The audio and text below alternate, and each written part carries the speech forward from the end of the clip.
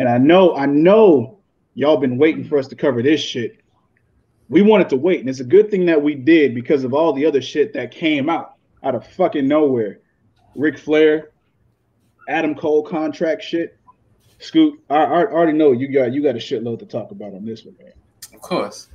All right, so of course, if y'all didn't know, Bray Wyatt was released from his contract Saturday. Right. And of course, the internet being the internet, Randy Orton is the only Wyatt family member still in the WWE. Damn. R.I.P. John Huber, a.k.a. Brody Lee, R.I.P. a.k.a. Luke Harper. But yeah, Randy Orton is the only Wyatt family member still in WWE right now. And according to The Call, budget cuts. The infamous budget cuts. Budget cuts. Budget cut. All right, so I'm going to go ahead and start it with Mr. Jaeger Bombastic. What are your thoughts on Mr. Wyatt being released and it being a budget cut? Oh, the same old tried and true excuse of budget cuts. But it's not exactly a huge surprise, like I'm sure it was to the rest of y'all. I mean, this is morbid to say, but I was kind of like crossing my fingers that he might have been having like a small injury or something, that he was just on the mend and they were going to bring him back in a better way, give that Fiend like some kind of reboot. Because I mean, up until that that terrible red lens match, like it was pretty over.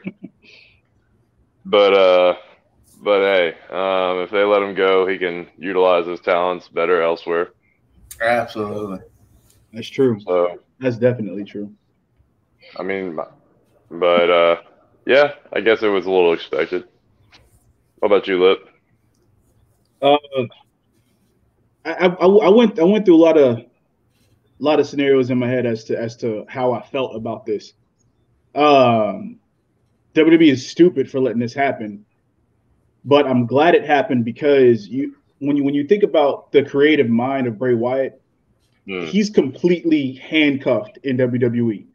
You know, you think about how Miro has completely changed his character within AEW. You know, the same thing with, you know, what could potentially be everything with Aleister Black. You think about, you know, when Brody Lee went over, and you think about how his Talk is Jericho, where he talked about how he presented the idea of the character that he wanted to do of an intelligent big man, and how they pushed that aside. And yet as soon as he went to AEW, he was able to portray that, you know, for the short time that he was able to do that. Yep. And you think about the creative freedom that they allowed there. And of course, just like everybody else, the moment that I seen this release, I was like, oh shit, you know, hit with his relationship with Brody Lee. It's like, oh yeah, you see an easy, you know, new leader to the Dark Order. But of course, after last week's AEW Dynamite recap, or Fight for the Fallen recap, my mind changed on that because, you know, especially with last week when I talked about how I was wrong about how I figured that they needed to change with Darby Allin or whoever else coming in. I don't think Bray Wyatt would be the necessary new leader for Dark Order, because to me, thinking about Bray Wyatt and how creative he is, it's too small for him. And in thinking about the tweets that he put out, where he put the cult of Wyndham, I'm thinking more of a grander scale, like Bullet Club level. I'm thinking that what he might do is take this to a whole new level as far as across the indies, across the promotions. Now, I believe he's going to land in AEW, but I believe he's going to take the whole Forbidden Door aspect and extrapolate that to his benefit, to where the cult of Wyndham is going to stretch across the entire professional wrestling landscape outside of WWE, of course. That'd be some dope shit. So people from each promotion, that'd be cool. And because of the star power that he has, and with the creativity that his mind has, it's gonna take to it. Everybody's gonna just hook, line, and sinker, gonna feed on it. And I think this is probably a blessing in disguise. Now, of course, the petty shit with WWE is apparently they also released JoJo. For those of you who don't know, that's Bray Wyatt's girlfriend. She was still with the company. No, she was still signed to the company, but she was. I mean, she got pregnant, and you know they. I know she got pregnant and everything, but yeah, she just got released, I believe, yesterday. Was her only a spot like the in-ring announcer, or not in-ring announcer, but you know what I mean? Mm-hmm. Yeah, she was a ring announcer because she wrestled in NXT for a little bit and then became a ring announcer. That's what it was. That's what I'm getting her wrestling from. Mm-hmm. And of course, she was on Total Divas, so there was that. But that, and of course, Ric Flair. Ric Flair. I don't know if he was either released or he asked for his release. Left. Okay. He asked for his release. Okay. Yeah. Apparently, a lot of it had to do with the fact that he wasn't happy with all that whole Lacey and Charlotte stuff and whatever. So he asked for his release. Creative. Yeah. I thought it was that commercial he does with LA Knight. You know, there's two versions of that commercial. There's another commercial with Peter Avalon in one of them. Oh, really? Wow. Yeah. Wow. Not the wrestling ring one. Like, I think he's like in an office, and he does one of his signature Ric Flair chops, and it's the pretty Peter Avalon. I have not seen that one yet, but whenever I catch that commercial, it's usually during NXT, so that's appropriate. Well, I think the to get back on that situation, I think the elephant in the room outside of budget cuts is the whole Nick Khan thing, and now one thing I believe, and again I apologize if I get my reference wrong on who actually covered this portion. But I believe it was Ali Davis. And if I'm wrong, Ali, I'm sorry. And the person that came up with it, I'm sorry. But with the whole thing of Nick Khan having these releases and basically having people that's making a lot of money, and Bray Wyatt being a high merch seller and having his contract be as much as it was, they're pretty much getting rid of all the big money makers as far as with these contracts. And from a business perspective, it makes sense. I get it. Logistically, it makes sense. But when you have somebody who is that creative, how can you cite budget cuts on that one when, one, you bring in Eva Marie, two, you bring in Oldberg, three, you had to have paid John Cena a hefty amount to cover not just for SummerSlam, but every show, both live and on TV leading up to SummerSlam. That's a lot of fucking money. And on top of that, to even have the rumor of The Rock coming in, I guess for Survivor Series maybe, and then into WrestleMania potentially to go against Roman Reigns. That's a lot of money to cover. So maybe these budget cuts could be for that. But at the same time, it's like this also begs the same thing that like Scoot said with Cornette, bringing up the fact of not making new stars, because again, once all these people are done and they're like, okay, we're not coming back to WWE, you're not creating anything for the future. So my thing is WWE planning in a complete just demolishing of their own company? So because it's what it looks like. So let me tie both things in. So with the Bray Wyatt situation, like my brother and Ashley can tell you, I was a huge fan. The moment I laid eyes on that whole gimmick, he had me hook, line, and sinker. So for somebody that creative and that talented, it won't take him long to find a job. Let's just go ahead and say that. Yes. Now, if we're looking at all of these recent people, whether they were on the low scale or even on the high scale, if you're looking at all of these people as a whole, whatever the play they're trying to make, it's definitely not. We're not seeing the vision. Let me say that. The whatever vision they're seeing up there at Titan Towers, they're not making it clear and known to everyone else. True. Because you're getting rid of certain stars. You're just now starting to travel again. Yep. Even though Eva Marie's return was already imminent for a while, it just looks weird that all of these people got rid of for her. Or it looks like all of these people got the axe because of Cena. So it's like, where's all of this money that y'all getting? Like, y'all been getting all of these loans, and the quarter numbers have been looking amazing. Whatever. So it's like, where's everything going? And to hint on the last point, the issue is Vince McMahon really doesn't want a wrestler to hold his company hostage again. True.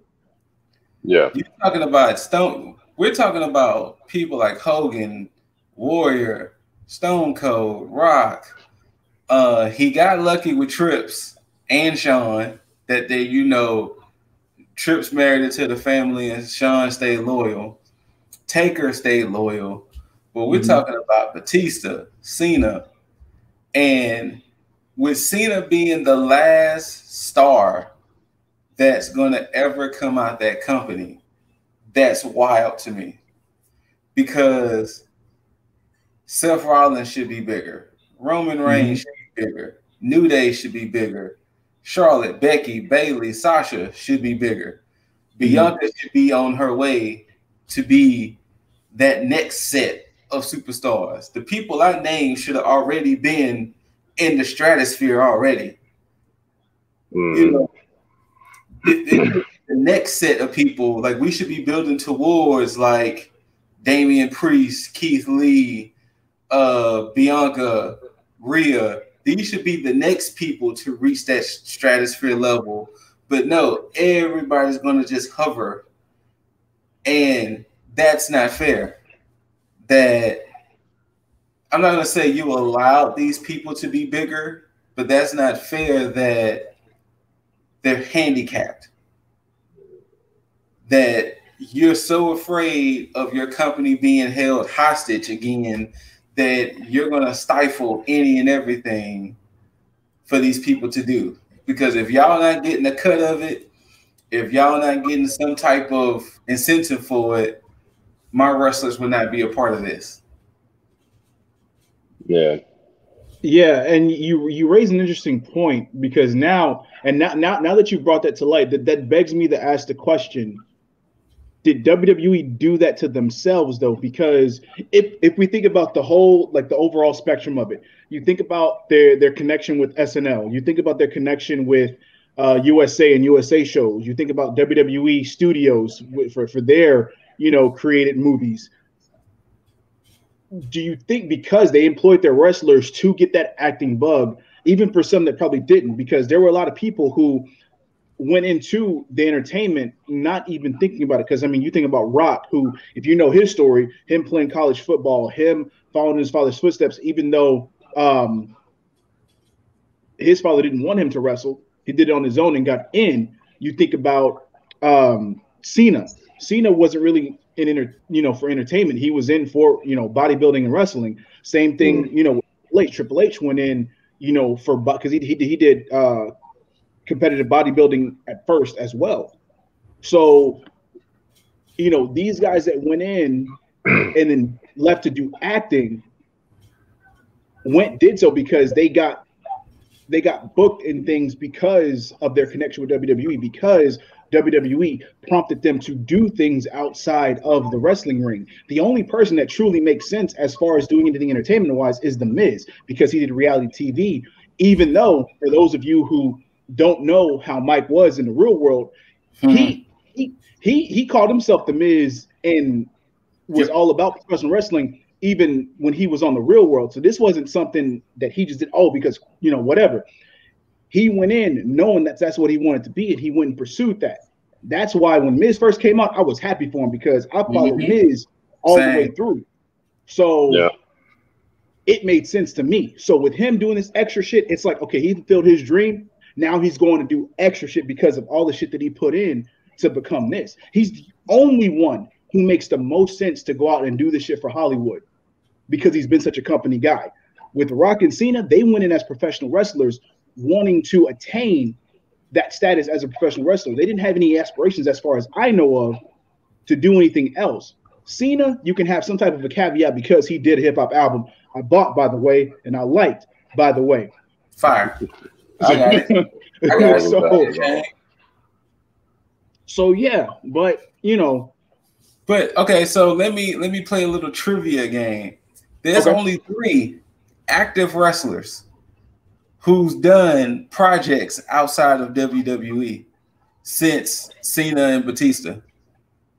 As far as like movies or TV, there's only 3. Sasha Banks. Yep. For the Mandalorian. Mm-hmm. Are we counting WWE movies? No, I'm talking about completely away from the company altogether. Okay.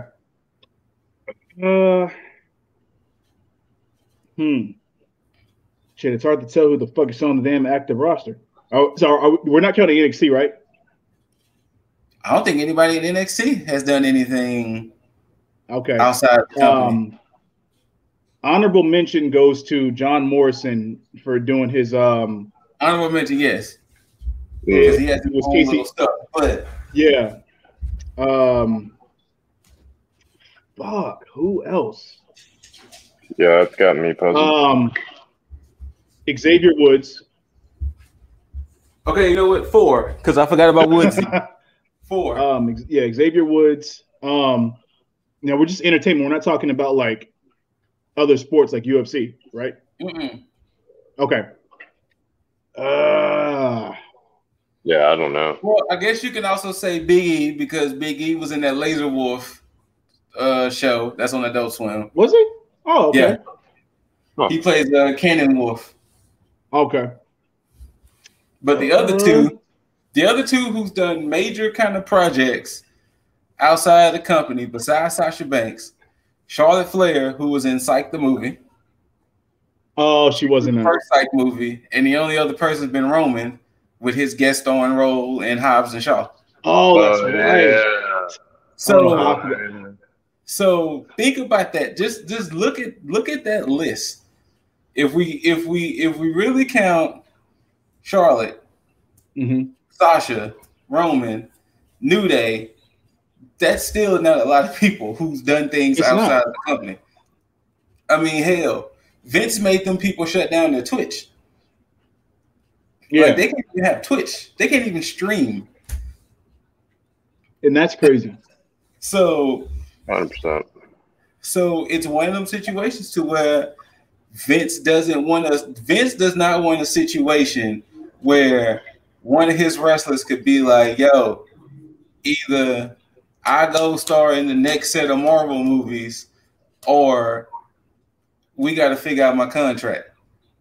And like, you know what? Right there. If that's the case, if they feel so like dead set on making sure that these new potential stars don't get big in the britches per se, why not put that shit in the contract? Why not put some wording in the contract to where it's like, you know what? If you want to do stuff outside of that, then we would have to negotiate another contract regarding that. But as far as being a WWE superstar, if you get to this certain point, and you want to do stuff outside of WWE, then we can negotiate another contract that separates this from that. Yeah. Because it would make more sense. But to just be like, I'm going to handcuff you to make sure that you don't succeed, which is fucking stupid because you hired them on to make your company better, yet you want to put a ceiling on them so that way they don't get too big and say that they don't need the fucking company. You're a businessman. Like, what the like? I don't get it. All they do is keep eyes on WWE if you let them succeed. Yeah. I don't know. And to tie it back with Bray's situation, the creativity of that, like, could you imagine? See, and this is another thing that bothers me about when we always hear about wrestlers and their creativity. Bray could have potentially had 4 to 5 superstars that weren't seen on TV as much in the Wyatt family, in the new Funhouse. Mm-hmm. He could have had superstars that was like, well, hey, Vince, they're not doing nothing. Let me get them to play this person. Let me get this person to play that one. Let me get this one. Let me, because hell, even if they wasn't even wrestling, if they would have just been playing characters inside the Funhouse, they would have got the rub. Yeah. That would be enough. But it's just one of those situations to where you can't keep stifling people's creativity and then expect them to just be like, well, I'm gonna keep staying with the company, or I'm gonna do this, or I'm gonna do that. But then they quote unquote show the loyalty to you. Then it's like, oh, hey, you being released because of a budget cut. All right, fam. What the fuck? Ridiculous. Budget cut. Just stupid. Laurinaitis. Stupid. Yeah. He's a bad GM and he's bad behind the scenes. Right? Yes.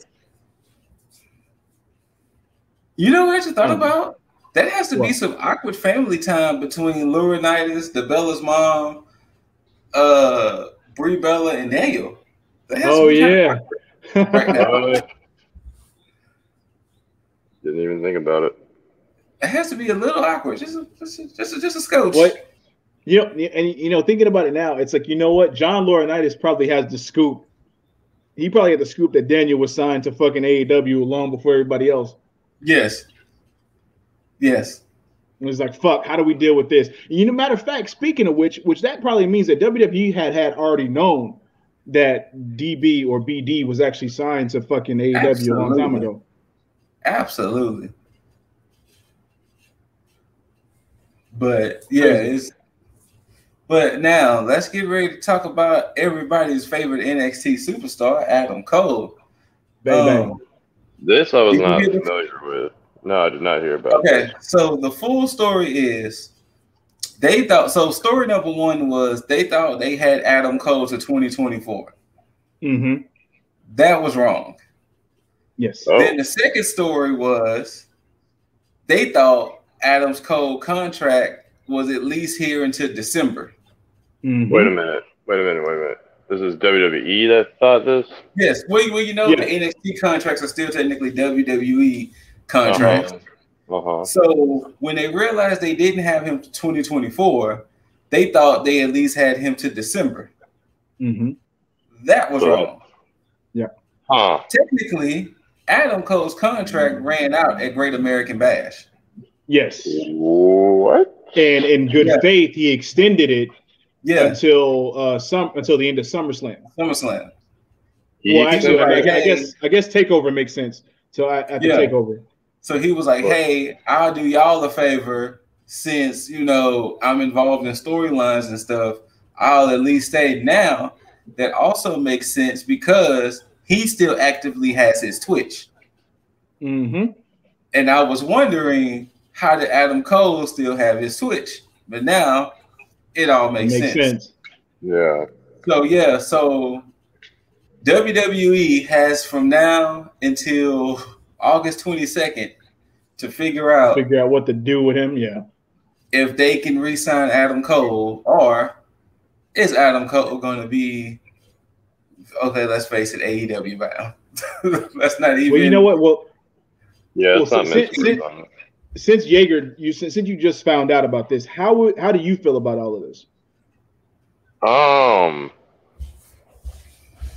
From a company standpoint, how the hell do you not pay enough attention to realize? Oh, like I don't know. Like for me, contract should be like a certain spreadsheet or something to where you see like, okay, here's when they like started, or here's when they got re-upped to okay, well, here's when it expires, and you set yourself some alerts like a month ahead, or at least a month ahead, or 2-3 months ahead. Okay, they're coming up soon. They need to be like talked to. They need to be re-signed, something. But no, like how do you get to a point where it's not even in your mind, like you just under the assumption that he got re-signed at 24, and then, or at least until December, like. Well, but then your biggest star, like your biggest star. Exactly. Like whether he's heel or if he was he was kind of a face at one point with Undisputed Era being faces. Like everybody pops for Adam Cole, baby. Everybody pops for the Boom. Like, how can you just let that slip through the cracks to that point? That makes, like, from a company standpoint, that makes no sense. Now, for a wrestler standpoint, I guess it's more freeing for him, more liberating for him to use to talk to other companies. Be like, hey, apparently they don't care enough. So hey, like, who wants to get me? Like, who am I in talks with? What are we doing after this? Does him currently, since he's not technically under contract, he's doing this from his own heart to stay in and like finish up storylines. Is he like in his 90-day period right now? Like, does that That's a good question that wasn't answered. Well, like, yeah, can he be signed in a couple of months? Because if he can, then like he knocked out an extra month, or you said July was when it started that he was off, or whenever Great American Bash was, I can't remember. I think that was that was like 3 weeks ago, right? 4 weeks ago. I can let you know. Yeah, it was the 6th. Yeah, the 6th of July. Okay. Yeah, so ever since July 7th, he's technically just been freelancing week, or doing it out of the good of his heart. Which now begs that question too, because you think about Aleister Black's situation, or Malachi Black's situation, where they didn't realize that he was still under NXT contract, which only is 30 days. So Adam Cole being under a 30-day contract as well. Yeah. He could very much be the same thing. All out. He could, yeah, exactly. He could be all out. He could be a freaking, what's it called, in their casino battle royale. Yeah. Now let's look at it this way as well. Think about NXT and the booking of Adam Cole. How much he's been off TV, how the only opponents that he's had has been primarily Kyle O'Reilly, and then now, of course, recently Bronson Reed. Mm-hmm. To me, looking at this, it makes more sense why he hasn't been booked heavily, or why he hasn't been in any like notable program outside of the stuff that he's already been doing. Because again, Kyle O'Reilly, of course, he's going to want to put over his friend. That makes sense. Mm-hmm. But I think in this, from looking at it from my perspective, I believe he's already in his mind out the door. I think so too. Like, honestly, the only thing. Go ahead. Is he getting paid for this month that he's been working? Okay. Yeah, he's getting paid. He's just not on a contract. Yeah. Okay. He's probably getting paid by he's probably getting paid per appearances. That's what I'm saying. Yeah. Which also makes more sense as to why he hasn't been on TV like that. Because you got to think, the only thing that would probably suck is that the relationship him, Woods, formerly Breeze, and Cesaro has built, especially in Up, Up, Down, Down. That's going to be the only thing that would suck, because Cole would have to leave that behind. True. And I thought about that as well. That would be the only thing that would suck. But other than that, I mean, you know, they always say the phrase that the grass looks greener, but in this case, you can't help but to kind of not want to be a part of it, even if it's just for a little bit.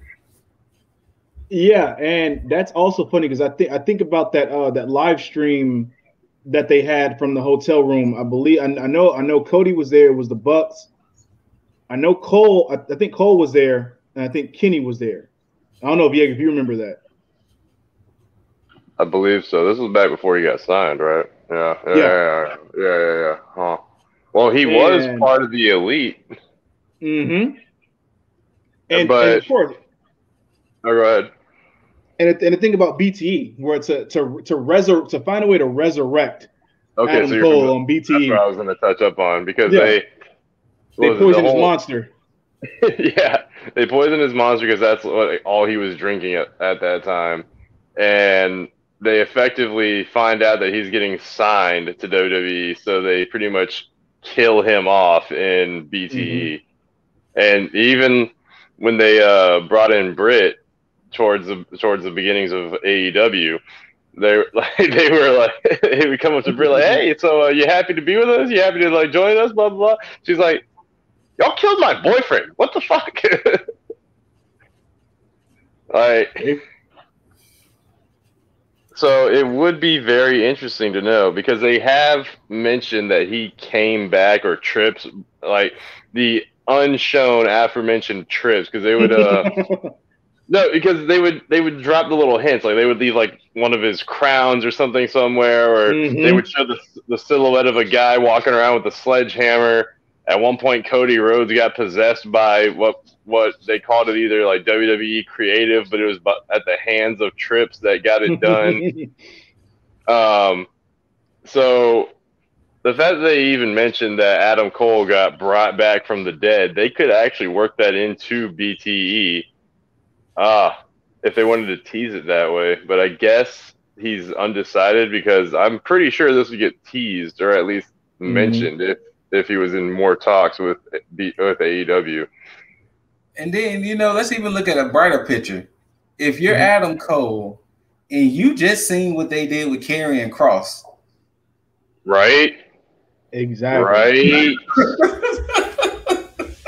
Oh my God. The man who's been running roughshod through all of NXT for a year.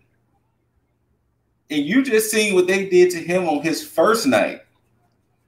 Who boy? Yeah, this leads me to believe that there's going to be a lot of people. I'm sorry, a lot of NXT alumni or future alumni who are going to, not even want to go to the main roster. They're just going to be like, you know what, fuck it, my contract with NXT is up. Let me just go straight to the Indies right now because that's looking more promising than the quote unquote golden grail of WWE. Yeah. Or sorry, Golden Girl Professional Wrestling, which would be WWE. But you think about guys like Karrion Kross. A guy like Karrion Kross belongs in WWE. A guy like LA Knight belongs in WWE. EC3 was a guy who belonged in WWE. They just booked him completely wrong, but he belonged there. Yeah, it's just and of course you'll have more guys come along in NXT that have that same build or same future, so to speak. Bronson Reed's another guy who can actually benefit from going to the main roster, being booked right, of course.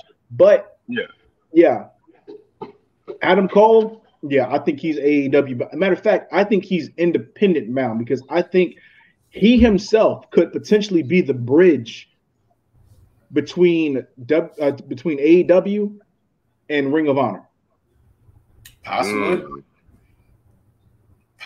So, and that's really all they need because we haven't heard of any goodwill between AEW and Ring of Honor. We've seen goodwill between Impact and Ring of Honor.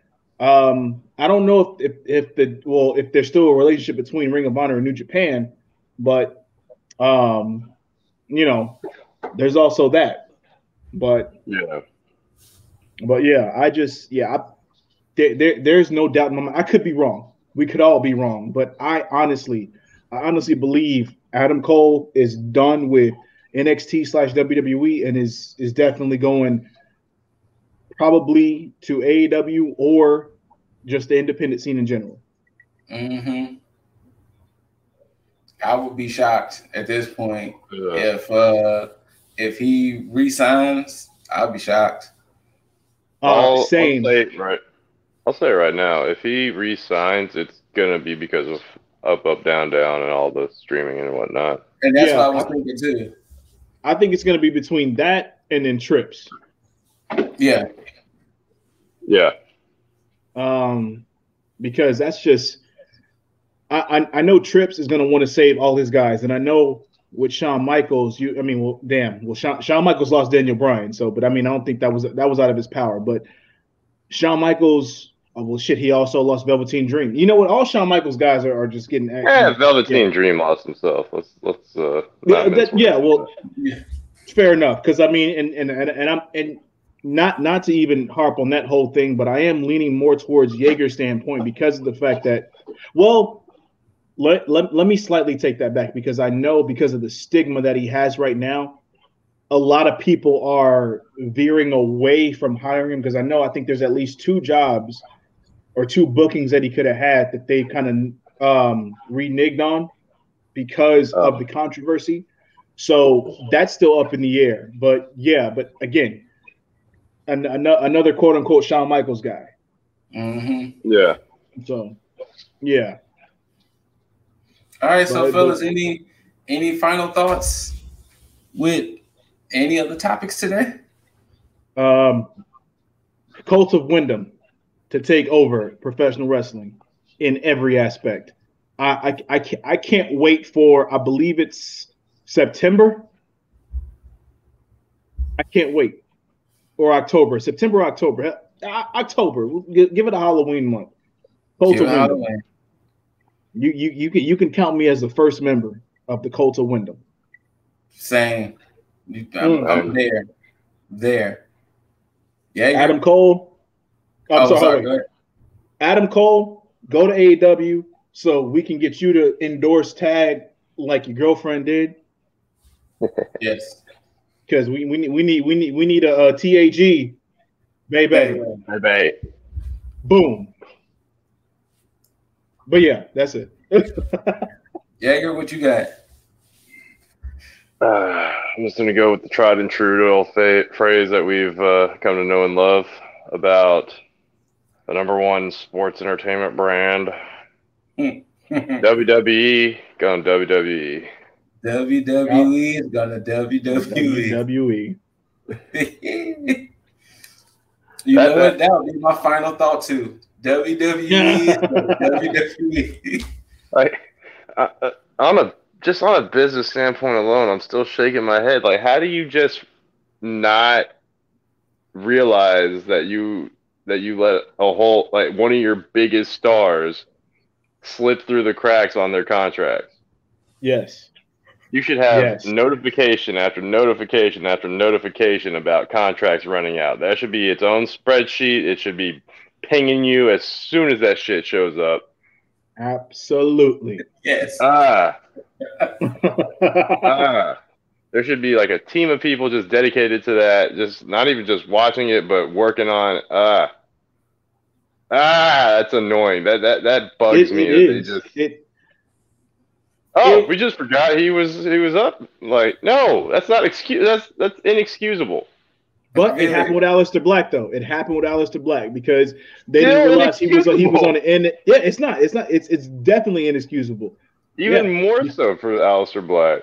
Because you had him on the main roster for how long? Going from Raw to SmackDown and still never just realized, oh shit, he's still on the NXT contract. That's the third column. That's the third or fourth column that should be named. It should be named, should be like started or like re-upped, and then it should be when it's ending, and it should be type of contract right there. Should all be nice, neat, and presentable. And no, it's You know what? I need us to get a mock-up on a fucking WWE contract so we can see how the fuck that shit's laid out. So we can see how the fuck they see shit. So we can make sense of it all, because this shit makes absolutely zero sense. But at the same time, I'll end off with this. I'm glad that they made these mistakes because it got Malachi Black free. And now, of course, we got Bray Wyatt free from the WWE handcuffs and constraints. So now he can go off and make a shit ton of money on the independent scene, and JoJo can be a stay-at-home mom and not have to worry about any of this bullshit. Yeah. Trophy wife goals. That's what she chooses to do. Well, if that's what she chooses to do. But I mean, she is part of because I think her uncle is a baseball Hall of Famer.